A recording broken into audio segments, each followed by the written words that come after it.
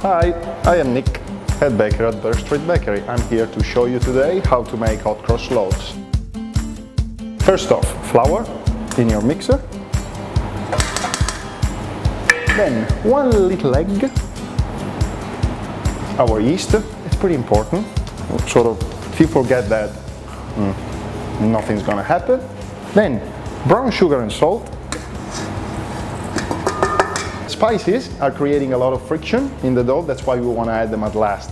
This is a beautiful tip by Seth. This milk has been warmed a little bit to favor a quick proving of our loaves. So we're going to introduce half of our milk, put the other half just here. We want to start the mix, incorporate all the ingredients, and after a while slowly adding the milk.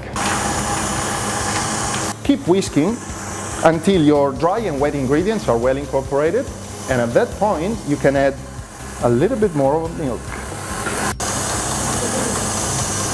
So make sure you weigh up your ingredients correctly and then add all of the milk. Don't forget, you want to add it all gradually, but don't forget to add it all.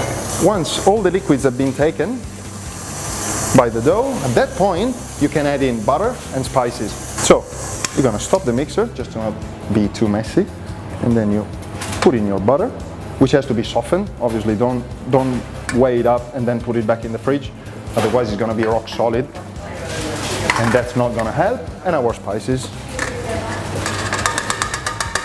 Put the mixer on again. Make sure that especially when you put in spices, you put in on slow, otherwise lots of spices around.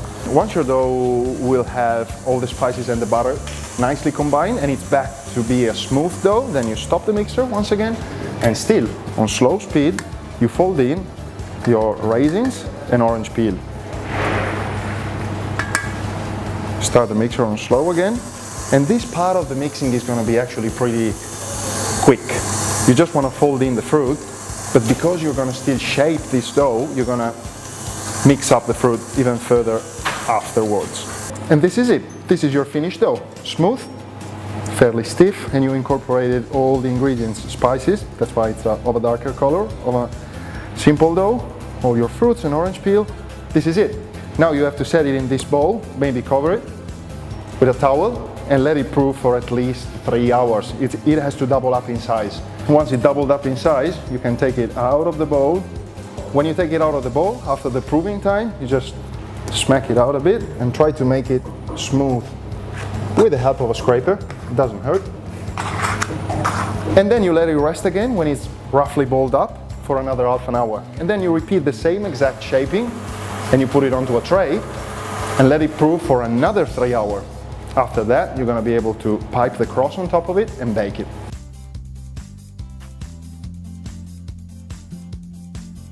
Obviously, because of the capacity of the mixer, we made a mix of just one, but having a bigger mixer, or if you want to make multiple mixes, you can get 6. For example, they just have to double up in size once proved completely. Only at that point and not before, don't cheat. Put the cross icing in a piping bag and you just draw the cross. And at this point, they can go in the oven, 180 degrees for half an hour. And you're gonna have a beautiful, steaming hot cross loaf. And done! All right, so we have these 6 cross loaves coming out of the oven. You have to make sure that they bake properly, so you have to achieve this color in the oven. And straight away, while they're still hot, you have to basically paint them with this spiced sugar syrup. Don't worry if you throw sugar syrup everywhere, because you're gonna clean it anyway, so it doesn't matter. Be generous, and this is how you make your Bourke Street Bakery hot cross loaves.